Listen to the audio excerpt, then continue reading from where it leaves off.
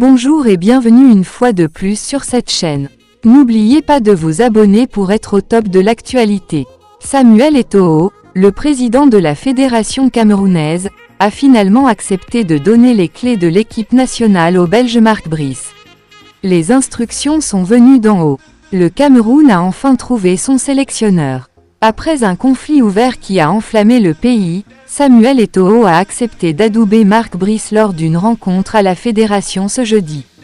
2 jours avant, il lui avait pourtant assuré qu'il ne serait plus l'entraîneur national après que le Belge a refusé de participer à une réunion de travail.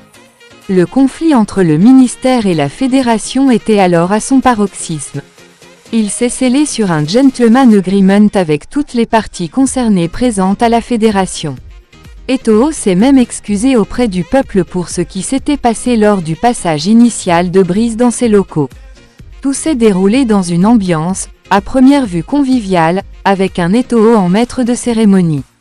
Des adjoints mutés à 800 km de Yaoundé. Mais pourquoi autant de changements en 48 heures? Pour rappel, l'idole avait nommé durant ce court laps de temps un staff en remplacement de Brice, composé d'un sélectionneur et de 2 adjoints. La réponse du ministre des Sports, Narcisse Mouelé-Combi, son opposant farouche, ne s'était pas fait attendre.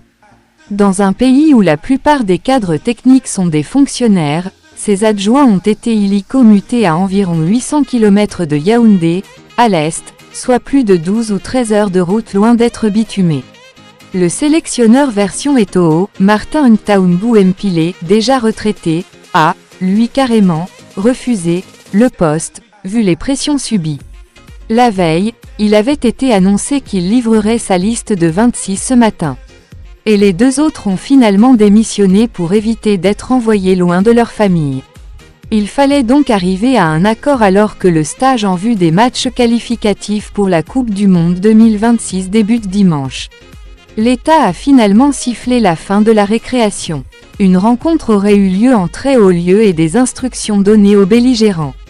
Histoire d'en finir avec cette image renvoyée par le Cameroun dans le monde entier. Il n'était plus question alors d'aller contre la décision de Paul Biya, le président de la République. Il fallait garder Brice et peut-être lui adjoindre un staff proche de celui prévu par Eto'o. Cette solution permettrait à la star de ne pas perdre la face dans ce duel au sommet. En tout cas, en attendant l'annonce officielle de son staff, qui scellera tout ça, c'est bien Brice qui sera sur le banc contre le Cap-Vert, le 8 juin. Et je serai à vos côtés car nos destins sont liés, lui a expliqué Eto'o devant une assistance nombreuse. Vous me compterez parmi vos derniers amis ici car si le président, que je suis, gagne, j'aurai moins de problèmes de cheveux. Si on ne gagne pas, j'aurai plus de mal pour payer des salaires et faire avancer cette mission. Cette mission n'est pas facile malgré votre expérience et votre qualité mais vous aurez notre soutien pour qu'elle soit moins difficile. Brice n'aurait pas imaginé un tel dénouement. Reste à gagner contre le Cap-Vert sous peine de découvrir la colère de supporters tous derrière Eto'o. Et ils savent tous que le Belge n'a jamais été son choix. C'est ici que s'achève cette vidéo, merci de votre attention. À très bientôt.